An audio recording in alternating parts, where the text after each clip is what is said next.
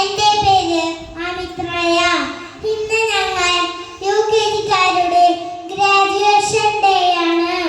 ഒരുപാട് സന്തോഷവും അതിനേക്കാൾ ദുഃഖവുമുണ്ട്. തുടർന്നിവിടെ പഠിക്കാൻ കഴിയില്ലല്ലോ എന്നോർത്ത് അച്ഛനും അമ്മയും ഇവിടെ കൊണ്ട് ചേർത്തിയപ്പോൾ ആദ്യമൊക്കെ നല്ല പേടിയുണ്ടായിരുന്നു. പക്ഷേ